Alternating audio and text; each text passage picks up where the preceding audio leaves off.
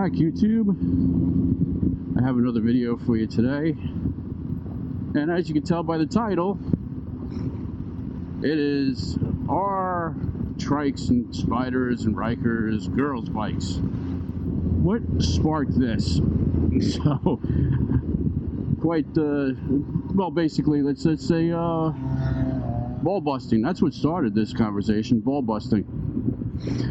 So I had posted a picture on Facebook of Ryker, and one of my buddies, busting my stones, put that very nice looking girl's bike. Being that he's rides a Harley, I replied to him and said, not all of us can buy motorcycles made by clothing manufacturers. You know, and we had a laugh, and that was it. But it just got me thinking, it's like, is our trikes girls' bikes? You know, and I'll be honest with you, I look at it this way. Yes, no, maybe, certainly, probably not. All of those. The thing is this, I go back to what this guy, Eddie Izzard, said. Now, this guy's a cross-dresser, you know, whatever, to each his own. But someone asked him, it's like, why do you wear women's dresses? And his reply was, I don't wear women's dresses, I wear my dresses. They're mine. I paid for them. And, you know, not for nothing, I think very succinctly, that's what you could say about the type of vehicle you use. Is this a girl's bike? Well, I'm not a girl. It's mine. I paid for it, so it's a guy's bike. If my wife was riding it, and then it would be a girl's bike. And it's really that simple. Now, I can understand where that thinking would come from. You know, and it's very simple. It's because being a trike, and you know, especially like the Ryker here with a CVT, the bar to entry is really low. You know, it's a throttle, it's a brake pedal, so anybody can hop on and go. It is ridiculously simple. Now, to push this thing to its limits, okay, you're gonna need some skill. You're gonna need some stones. You know, if you can afford it and you can find it, maybe someone to train you how to do it, or you're just gonna learn on your own over time, like most of us. Now, if you ride two wheels, and the vast majority of two wheels, you're gonna have to learn how to balance, shift, lean, throttle management, brake management, looking into curves, and not fall over at the same time. Some people just aren't into making that type of effort to develop that level of skill, and that's fine. I mean, how many of you guys out there watching right now don't know how to drive a stick shift? I mean, I'm 50 years old. I know how to drive a stick shift. It's not difficult. You know, it did take a little time to learn. But why don't we do it now? Why? Because it's goddamn inconvenient. You know, right here, I'm sitting right here. Now, if I was on two wheels, I'd have to shift it down into neutral, pull the clutch in, put my feet down. You know, right now, I'm just put my foot on the brake. I'm good. It's convenient. You know, okay, so now we're going. So now we'd have to upshift. We're shifting into first, let the clutch out, give it throttle at the same time, get moving, pick my feet up, not fall over. And if you live in the city, guess what? The next traffic light, you're stopping again, or a stop sign. So shifting is annoying. And if you're on the highway, you're in top gear, and you just go. You're not shifting anymore. So it is what it is. Does it have its place? Of course. If you're on a racetrack, if you want to cruise through canyons, one of these highway Rossies, feel free. But it's really an inconvenient, and a lot of people don't want to learn how to do it. To each his own. So why do these things get labeled girls' bikes? Circling back to the original question, it really has, I think, a lot to do with the bar to entry being so low. You know, some people are on the fence, and they're just like, I want the easy route, and they go this way. So you get the best of both worlds. And you get this open air feeling and all this other crap, the wind in your hair, yada yada yada. But no real bar to entry. Now, let's face it, 20-something% of the riders on motorcycles are women. It's pretty stable, you know, it fluctuates, I'm sure. But last number I heard bandied about was about 21%, give or take. And I think it's like 23% of Can-Am's customers are women. You know, not all the motorcycle riders ride trikes. You know, there are a lot of women out there that are very comfortable no matter what vehicle you put them in, and they could probably ride it a lot better than you or I can. And then with 20% being, or 23% being the Can-Am's market share of females, then the two numbers kind of equal out, I guess. And 20% is not the vast majority. It's not insignificant. It's almost a quarter. But it's still not the majority of, well, okay, it's definitely not the majority of motorcycle riders, period. And it's not the majority of Can-Am's customers, period. So, can you really say it's a girl's bike? Not really. Let's be honest about why people choose the bikes they do. Well, number one, I would think, is what are you going to use it for? You know, you might I love sport bikes, but I don't think I want to go to cross country in one. By the same token, a cruiser is probably not the best thing to carve canyons with and stuff like that. You know, they both are built for a certain purpose. So that, if you're going to buy your vehicle based on what you're going to use it for, that's going to put you into major categories. That being said, once you're in that category, the big thing is, it should really fit. You know, it should really fit. And being that women are a little bit smaller than men on average, and the men being the majority, I'm pretty sure that these vehicles are designed for the most amount of buyers, which would be men. So they're a certain size to fit the majority of men. And it just, you have to be happen to be a woman that's a little shorter, a little less what do you call it, a little less inseam, might not be able to flat foot some of these. Christ's sake, I'm dead average. I'm 5'8", 5'9", whatever. Well, a little fat, but okay, a lot fat.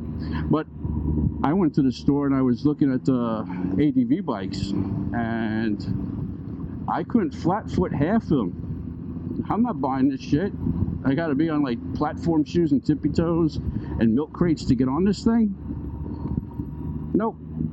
Like the Versus 650 was probably like the biggest thing I could fit on that I could still reasonably flat foot. Everything else was huge. So, I mean, if you could barely tiptoe and you're leaning over and this thing is starting to fall and your foot is not even down yet, it's not a good time, especially if you're going off-road and stuff. So why do a lot of women fall into certain motorcycles, even within the different brands like the Harleys and Indians and all these other things? It's size. It's not that they can't handle the bigger bike, it's just that it's a decision that they probably had to make, and it was like, you know, can I fit on this thing? Is it comfortable? And if you're on a cruiser and you're putting in some miles, comfort's a really big thing. Probably one of the most important thing. These motorcycles, they have enough horsepower from the factory. They really do. To get the job that it's supposed to do done. And if you're there, you're putting kits in there and doing this and changing cams and crankshafts and oh my god, then you bought the wrong bike. How's that? You bought the wrong bike. If you bought a Harley and 110 horsepower is not enough for you because you want to ride your Harley at 130 miles an hour, get a sport bike. You know, they're not, oh man, I don't know. They can go fast, but they're not sport bike. They're cruisers. They're meant to chug mile after mile after mile. They're all for low-end torque, getting up hills, getting from a standing still, hauling your fat ass, your backseat passenger, and your luggage halfway across the country, or totally across the country. I don't get it. If you want acceleration, you want this, you want that. You know, I was looking at the Ducati, what is it? Not Monster, Street Fighter V4. 208 horsepower. 208 horsepower. Is that not enough for you? You know? No, it has to be 210. I mean, come on. The bikes are ridiculously fast. How fast they get to fast is a different story. But that's what it all comes down to. Is it a girl's bike? Nah, it's not a girl's bike. You know? Is it a guy's bike? No. Is it a sports bike? No. Then the Can-Ams, I'll be honest with you, they're in their own little category. You know, they have their ups, their downs. It is what it is. You know, they're kind of jack of all trades. Like this is, I'm on the Ryker right now, in case you didn't notice. You could say that this is like a sports bike in the three-wheel world, you know. But for the sports bike, it is completely underpowered, complete lack of maneuverability. It isn't your traditional sports bike. But will you get that feeling? Yes. And at the end of the day, that's what it comes down to. How does it make you feel? You know, and it's, you know, if you want to sit there and compare 0 to 60 numbers, this thing is pathetic. It is pathetic. But does it feel like you're going really fast? And the answer is, yeah, it makes you feel that way, even if you're not. So, like I said, I'm an old man. My days of excessively risking my life, especially since I retired, are over. So, you know, not that I don't get stupid once in a while, but just afraid that if I did get something more powerful, or I would probably kill myself. I really probably would do something really stupid. But I do have my eye on that the Ducati Street Fighter. And it's nuts because I'm looking at that one, but I'm also looking at the Indian Scout Bobber because I love the look of that one.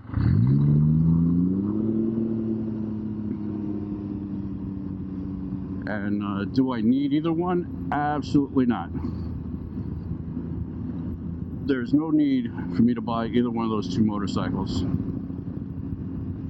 You know, I already have a cruiser. That's the my Spyder. I've taken that through multiple states. I'm going to be doing it again this spring. You know, and I have this. Okay, I understand the ball busting. It's a guy thing. We all do it. No big deal. But when the people actually like hold this opinion to be some sort of truth, you know, like if you don't ride a Harley, you know, it's like you ain't shit. I don't get that. I mean, do I get it? Yes, I do get it. I don't subscribe to it. You know, I think the one thing with a lot of people on motorcycles is that they don't buy into the lifestyle. And then some people go full bore into it. Whoopsie. But if you walk into the store and like 90% of the store is clothing, that's weird. I'm sorry, but that's just weird. Weird. You know, you go to a candy dealer and just like, okay, what do you want? You want you want a UTVs? You want four-wheelers? You want snowmobile? Do you want you know? Do you want a jet ski? Or do you want a three-wheeler? So let's just say that there's not as much merch as other manufacturers. Whether or not that's good or bad, I don't know. I'm indifferent on it. You know. Yeah, who knows? Maybe I wouldn't mind having a sweatshirt or something, or a hat. Who knows? I'm not going that far today. It's definitely fall. Yesterday was barely cold. Today's not so bad.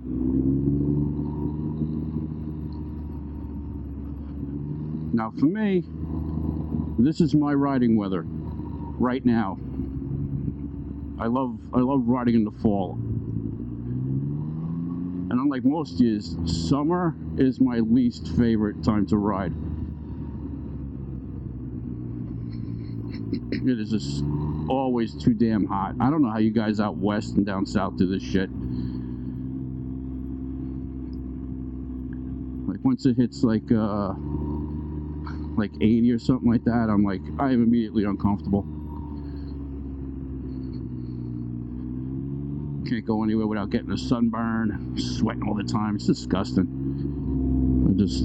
I just went upstairs today, grabbed the heated gloves and my heated vest and my heated insoles and my heated socks out of my closet, brought them downstairs just in case. I'm actually quite curious to see how the guys in the MC are gonna, how many of them are gonna fall off the out of the pack. They're gonna call it quits for the winter. I mean, it's a good question for me. Now I'm retired, I don't know what I'm gonna do, because I did ride into work in ridiculously cold weather last year, but now I don't have to. So what am I gonna do? I don't even know.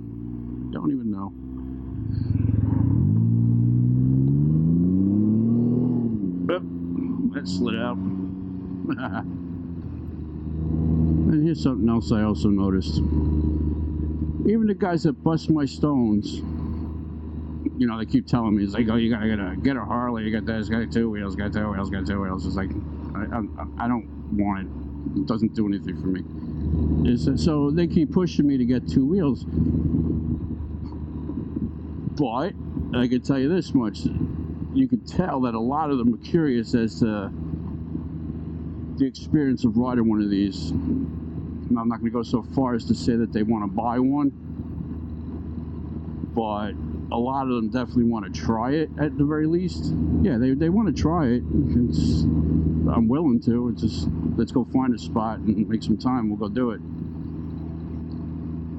And the funny thing is, it's like a couple of the guys' wives have also mentioned that they, you know, one in particular, she's like, I'm like, I don't know if she knows what she wants really, but it's just like, I like the Ryker because I don't have to shift it. And I'm like, well, okay, nothing wrong with that. No shifting involved. The Spyder, you do have to do a little bit of shifting, but it's not that big a deal. But the question is like, what does she want to do with the trike? Does she want to like do out-of-state trips, or is it just stay locally? But like I said, that's her money, her decision. But if she wants to take one of my two for a spin, feel free. You know, I'll give her as much guidance as I can, but you know, decision's theirs at the end.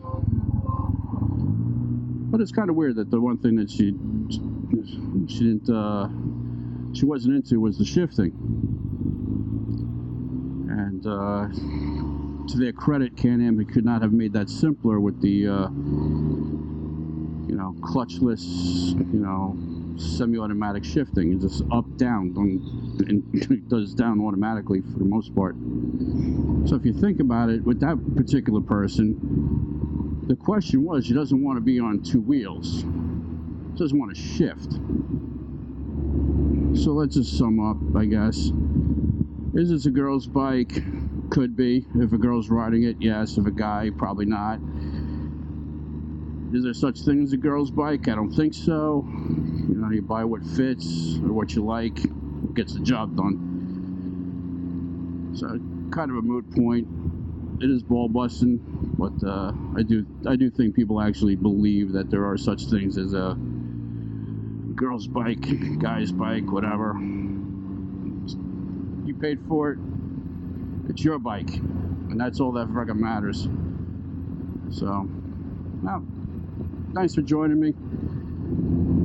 Maybe want to hit the like, the subscribe, notifications, because I'm not what you call consistent poster. So if you do like this crap, you know, it's I don't know when the next one's coming out.